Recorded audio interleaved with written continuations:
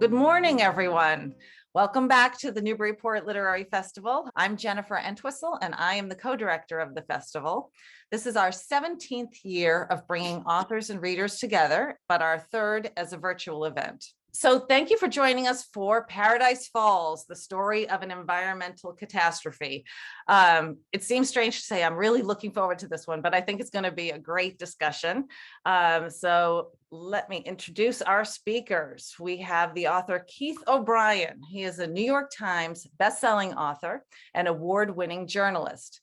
His 2018 book, Fly Girls, was a New York Times bestseller and named one of the Times 100 Notable Books of the Year. His new book, Paradise Falls, tells the human story behind one of the landmark environmental crises of the 20th century. And with him today is Sam Evans-Brown. He leads Clean Energy New Hampshire in its efforts to create a cleaner, more affordable, and more resilient energy system in the Granite State. Prior to joining Clean Energy New Hampshire in 2021, he was a podcast host and radio journalist for nearly 10 years, during which he wrote stories about New England energy issues extensively and won several regional and national awards.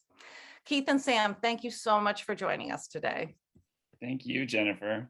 Yeah, absolutely. Thank you. So I guess so Jen has ducked off screen, and I'm going to kick it off here. Awesome, yeah. I'm hoping that this will just be a very low key and casual conversation. So folks, if you'd like to chime in with questions, we will take them toward the end. But also, I think there's a certain degree to which I'll be filtering through those questions and might just sort of feed them into the ones that I have accumulated here for Keith. But first of all, just thank you very much for inviting me to read this book. This is exactly the type of book that I personally really admire, because there's a substantial introduction where you lay out the amount of work that went into it. And but before we get to that, why don't we just take a step back? For those who don't know the broad strokes of the Love Canal story, if you were to read the Wikipedia page, what would the Wikipedia page say? What do people need to know in order to understand what we're talking about here? Yeah, so well, for starters, I want to say thanks for doing this with me this morning, Sam, and thanks for everybody for being here. Especially if you're here in New England, you're waking up to this glorious spring morning, and so I appreciate you taking time away from that blue sky out there for a quick chat here about books and writing. So if you're of a certain age, the term Love Canal does obviously ring a bell, and there are folks who do know roughly what it was. But I do think at this point now, 4 decades on, the vast majority of people don't really know what happened there. It's like this shorthand term for some kind of disaster, but people don't really know. So to give folks a foundation for the conversation we're having today, this was a story of a neighborhood in Western New York, in Niagara Falls, in the late 1970s. And before the headlines that some of you will remember, this was like a desirable place to live. This is a neighborhood of about 1,000 families, black and white. These are primarily working class people who are on their way to the middle class. I mean, they are scraping their way to the middle class on factory jobs, factory workers' wages. These are union houses. These are young families. And then in 1977, 78, problems begin to seep out under the school and the playground right in the heart of this neighborhood. And that's really where the action in my book begins. But this term Love Canal is an actual canal. So in the 1890s, a man named William T. Love showed up in Western New York. And he advertised himself at the time as this grand city builder and railway man. And he had sort of been both. In previous works about Love Canal, about this history, authors have written, we don't really know where William T. Love came from. We don't really know his backstory. I actually did track it down. And he was a railway man in a tiny little town in the Dakota Territories, but this was like a trolley line. He was not building the Transcontinental Railroad. And then he sells his trolley lines there, and he goes to Tennessee, he tries to build a city, he fails. And he then shows up in Western New York in around 1893. And he has this grand idea that actually others had before him. He wanted to carve a canal that would be essentially a cut through on the Niagara River. So if you look at the map of the falls, the river sort of bends like this. And he wanted to cut a cut through from the upriver side of the falls to the downriver side of the falls. So essentially, you could have had small boat traffic skirting the waterfalls to get to Lake Ontario. Certainly, that would have been helpful. He was also going to generate hydroelectric power with this channel, with this canal, was going to be very helpful. And he was going to build this grand city at the terminus of the canal. And, love, because he's not really a city builder and he's not really a railway man. And, he hasn't really done that much, honestly, with his life. Doesn't make it that far. He makes it about a mile or so before he runs out of money and the willpower to finish the job. And for the next 50 years, this sort of ragged channel, this old sort of half-built canal sits there. And it's sort of on the outskirts of town. It's very rural. But as the city begins to grow and chemical plants in particular move to town, a utility company acquires the land, and then a company named Hooker Chemical acquires the land. And Hooker begins using it as a dump for its residues and wastes, chemical residues and wastes. Quite a lot of it, often piled helter-skelter in 55-gallon drums, one on top of the other. And effectively, in the early 1950s, under pressure from the city of Niagara Falls, but also keenly aware that this land is now a liability to them, to the company. Hooker transfers the land to the Board of Education in Niagara Falls for $1. Up goes a school, around it grows the neighborhood. And for roughly 20 years, there are lots of little problems in the neighborhood, that the book sort of lays out. But it's really, not until 77, 78 that these problems emerge in a way that cannot be ignored. That's the gist of it. And somewhat crucially, in the sale of the land, Hooker Chemical secures language that makes clear that the liability for any harm to residents is now on, public officials. That's correct. They sign it into the deed on the transfer for $1. Hooker is free of liability for all future problems related to any of the wastes in the ground. Now, Hooker argued at the time in the 70s, later when the problems emerged, and argued in court deep into the 90s, that they did the best they could do. Their argument was in the 40s and 50s, we had the best landfill money could buy. Essentially, we followed the best technology of the time, and we did not want people to build things on them. And a school does go up, roads crisscross this canal, right? As the neighborhood gets built, construction happens. Hooker's argument in the 70s and for decades more was that we buried the stuff there, but the city created the problems by building on the land. And that's a fair argument. And certainly one that you can make. However, in 1952 and 53, when Hooker transferred the land to the city and to the Board of Education, you would have had to have been a chemical manufacturer. You would have had to have been a chemist or a scientist or an engineer to truly understand what we're talking about here.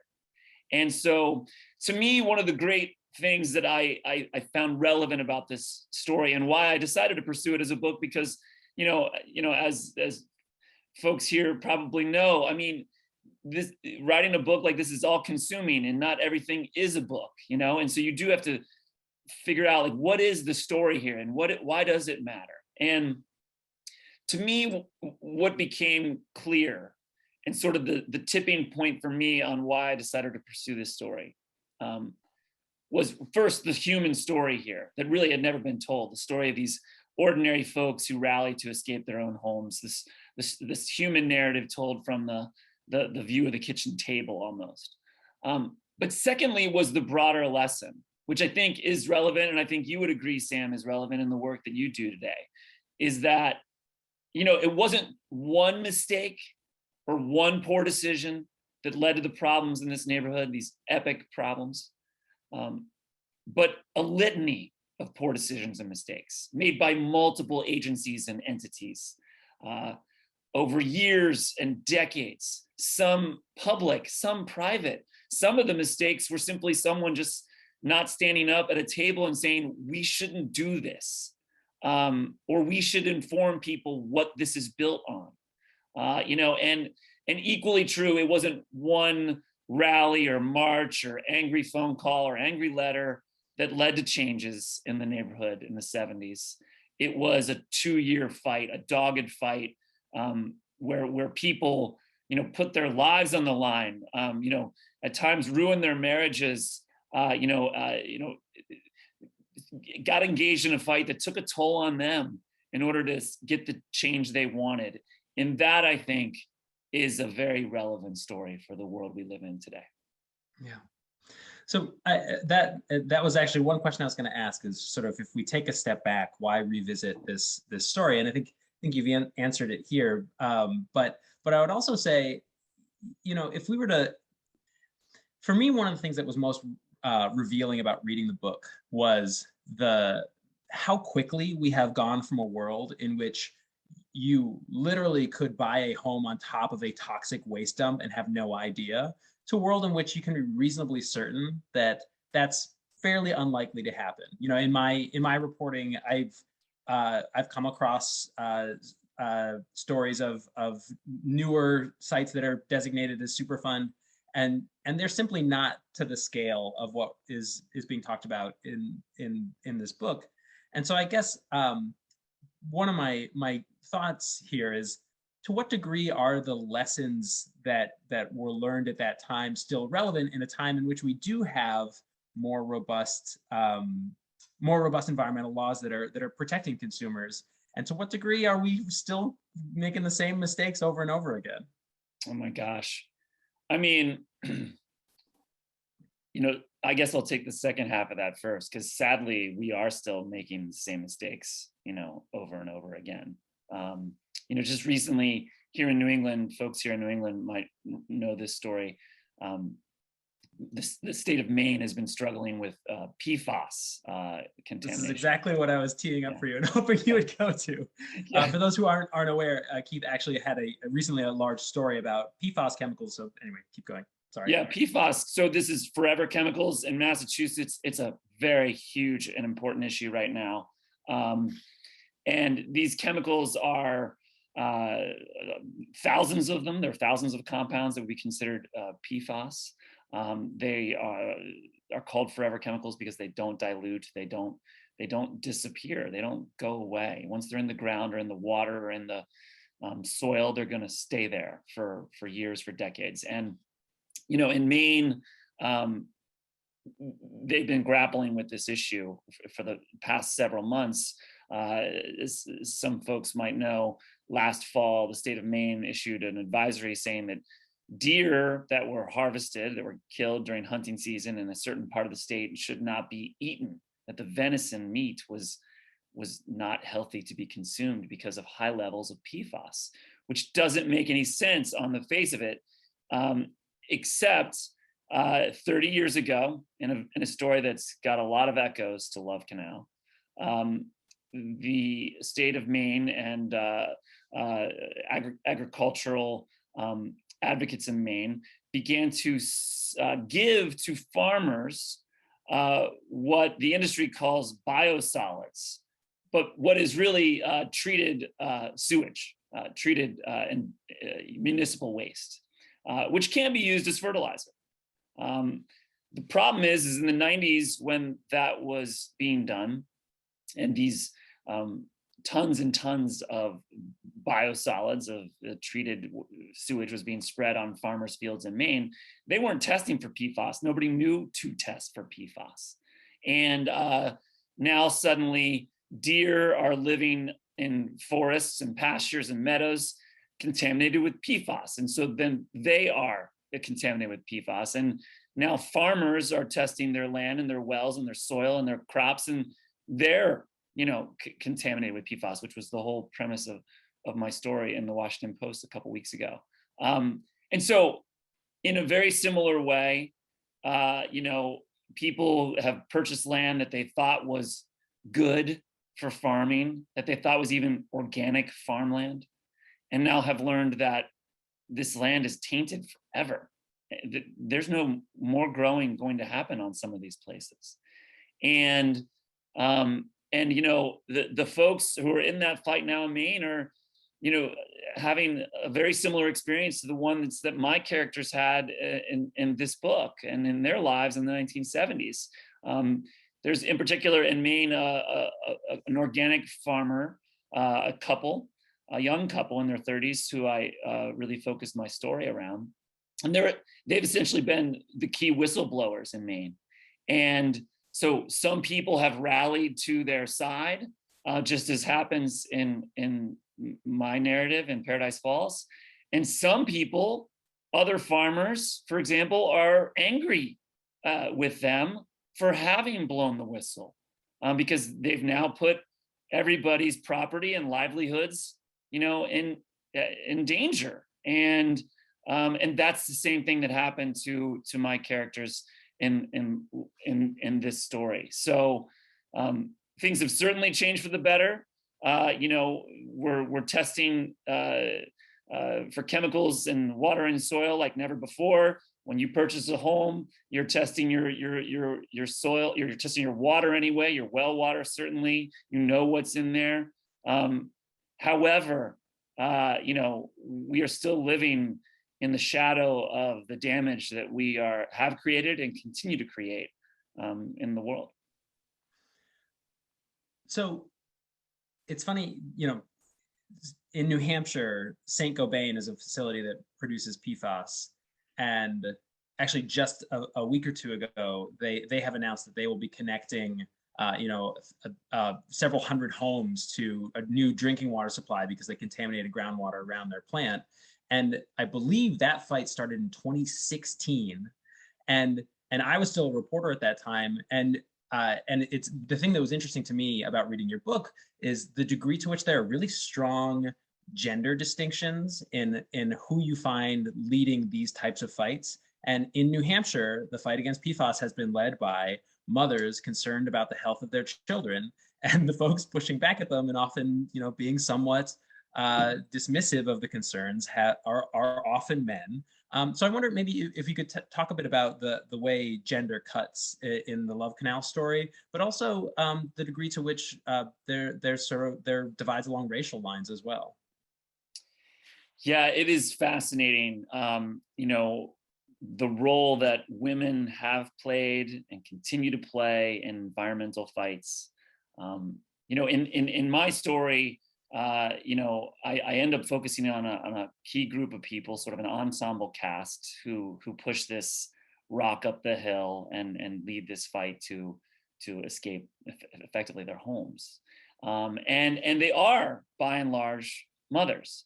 Now, at the time, you could say, well, that you could argue that makes sense. The men these were traditional nuclear 1970s families, by and large. The men were working in the factories, and the women, by and large, were stay-at-home moms or housewives, as they said at the time. And so, they were leading this fight from their kitchen tables. But obviously, the world has completely changed in the last 40 years. And that nuclear traditional family, which was always sort of an artificial premise, is now, by and large, no more. And so it is fascinating that it often continues to be mothers who are leading this fight. And, I won't hazard in this forum or any forum to guess why. But I'm a dad, you're a dad. And, my wife thinks about things differently than I do, as it relates to our children in particular, and I think there is certainly something to that instinct to save and protect that is integral to many mothers, and I think was certainly part of the story here. But you mentioned race, and we don't have enough time in this forum to discuss, the environmental injustices that have been laid at the doorstep of people of lower socioeconomic status and people of color. The statistics make clear that if you are of lower socioeconomic status or you are a person of color, you are far more likely to live much closer to a place like Love Canal. That is objectively and statistically true. And in my narrative, just as in every epic cultural, economic, or environmental upheaval in American history, these prejudices that existed beneath the surface in this neighborhood, which was very diverse by 1970 standards, really did crack open and come to the fore. And that is certainly part of the narrative here too. The fight that existed at times between Black residents and white residents, between these slightly better off working class families in the neighborhood than those who had less. And that certainly emerged here too. One of the so I believe it's Griffin Manor is the name of the neighborhood that was largely it was affordable housing, public housing, and was largely renters. And one of the points that comes out is that Lois Gibbs, who became the face of the fight in a lot of meaningful ways, she became very media savvy, and was often the one doing interviews.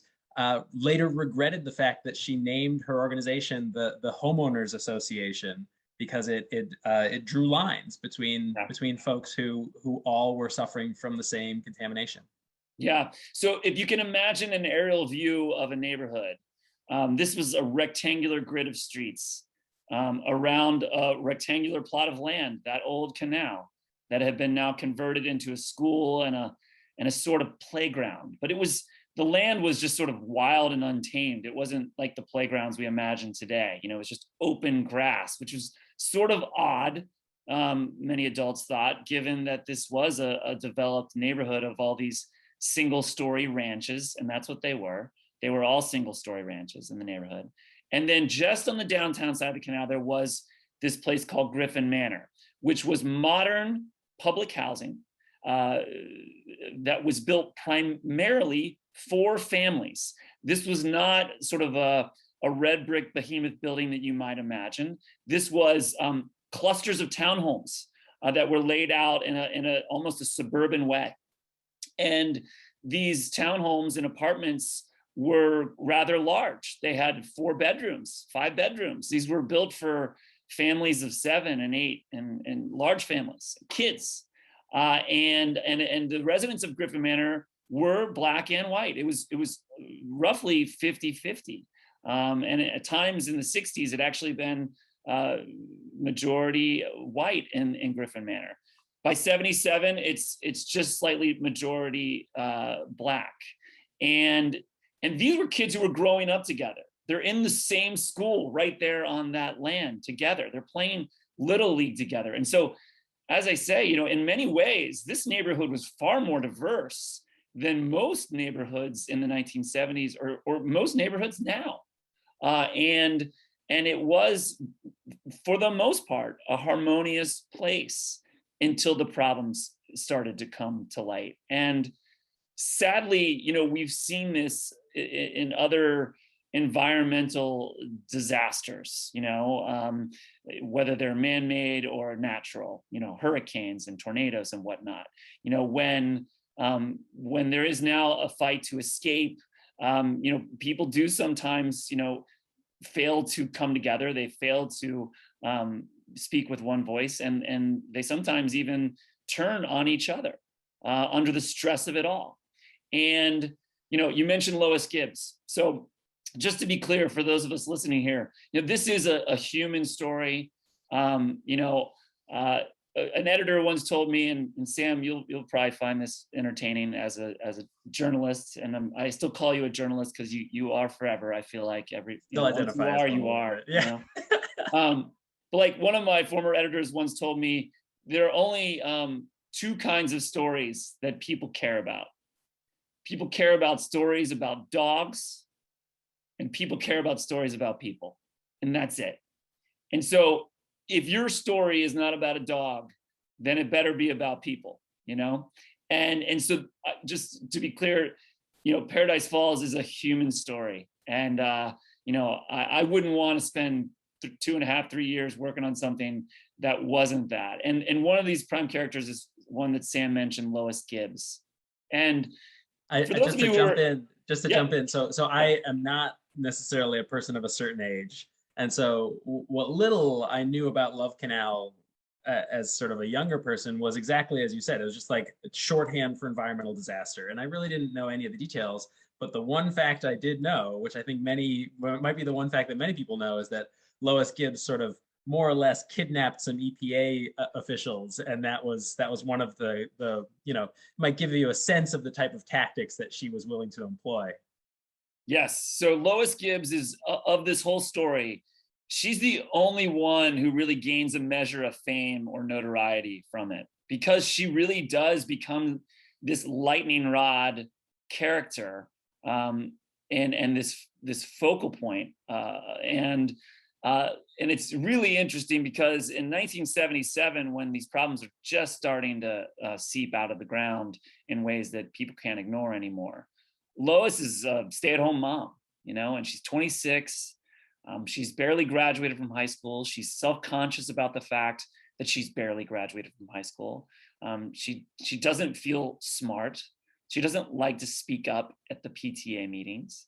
And she's at home raising her 2 kids while her husband, Harry, works at the Goodyear plant. And they live that nuclear 1970s family life. But when the problems do emerge, and when Lois's oldest child, a son, gets sick, he starts suffering from seizures.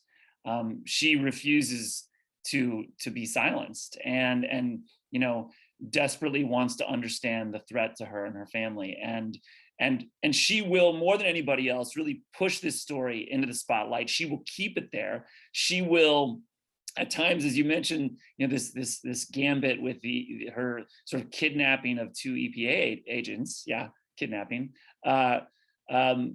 She will do brazen things to get headlines, because what's so interesting to me is she thought she wasn't smart. She thought she couldn't speak in front of others. She was almost like born for this. And she created, in many ways, a playbook for other ordinary folks who would come after her.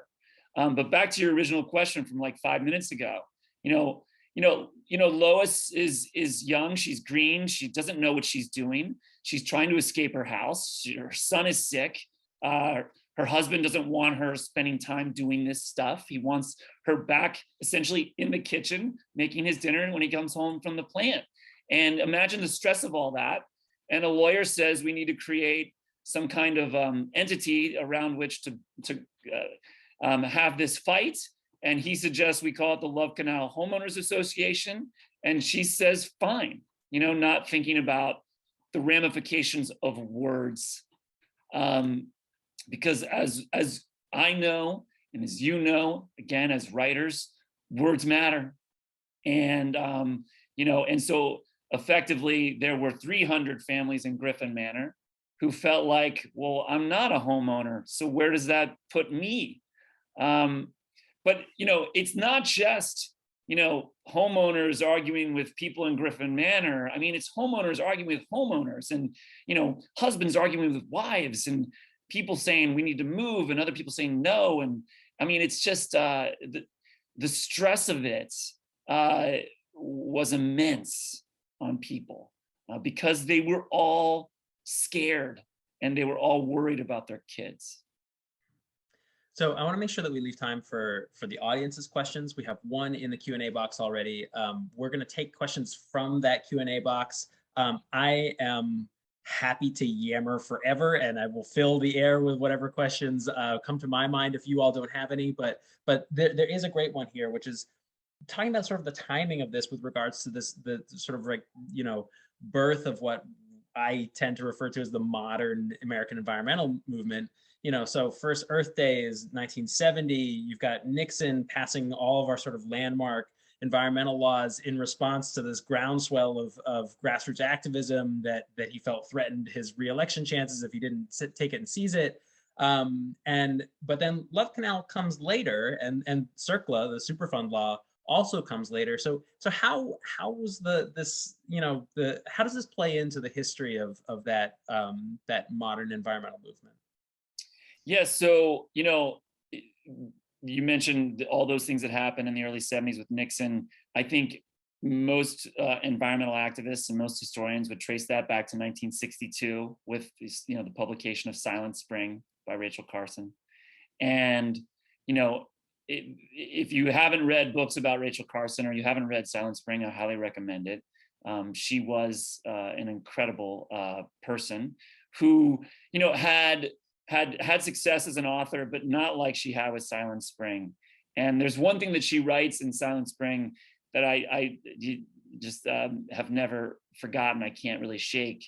You know, she wrote, you know, it's ironic to me that the future of humankind could be based simply on what kind of bug spray we use. And so, you know, people react to that, they react to the book, they start to think about their surroundings, and all those sweeping legislation, the Clean Air Act, Clean Water Act, EPA, happened in the early 70s. You know, but the EPA was young, it was new, and it didn't have a lot of authority in some ways. It was in Washington, DC, and the great sweeping bureaucracy of the federal government, it was like the new kid on the block. And you know, what Love Canal reveals is this this landscape of orphaned sites that had come long before, you know, the EPA, and they recognized they had to react to that and to clean them up in some way, to remediate them in some way, and to find a way to fund it, which leads, of course, to this discussion at the same time that Lois Gibbs and others are fighting to escape their homes in Niagara Falls. You know, smart administrators at the EPA, young lawyers and scientists who had actually had written, in many ways, the Clean Air and Clean Water Acts years earlier at Congress, were started to write this legislation for a big fund of money, you know, that would give the EPA authority and also financing to come in.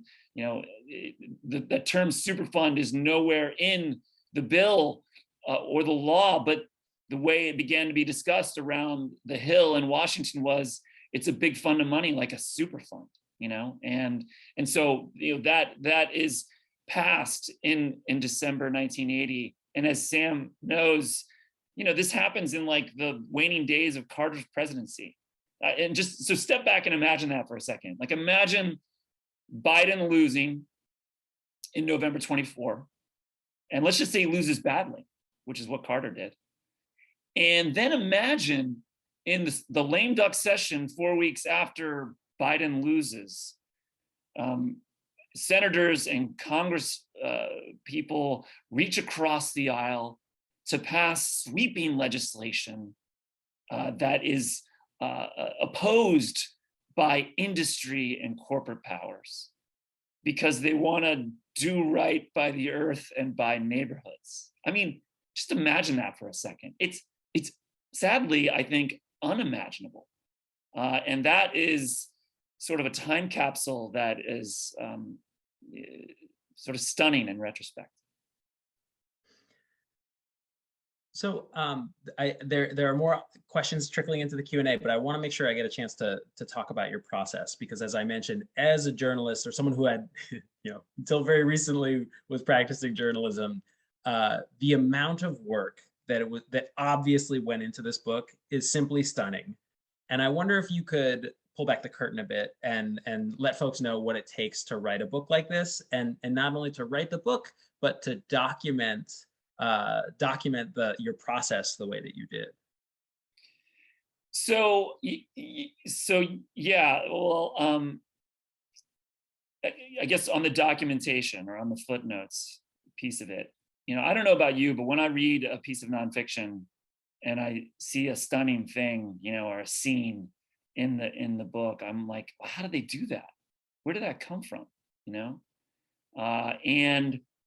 And so whenever I can, I want to essentially show my work in the footnotes, because in the way I'm trying to write the story, I'm really trying to stay on the narrative and make it feel like a narrative and make it feel like a story, and not bog it down with the kind of things you might see in, say, a newspaper article, right? And to that point, the way the footnotes are done in the book, there's no number that would encourage you to flip to the back. But if you do flip to the back, right, oh man, there's a lot there.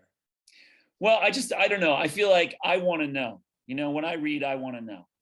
And I think it gives, when you do show your work essentially in the footnotes, if you want to know and you want to check, I think it gives the work more credence, because you understand where it came from. But for this, I needed two things. I needed the documents, and there are thousands of them related to Love Canal.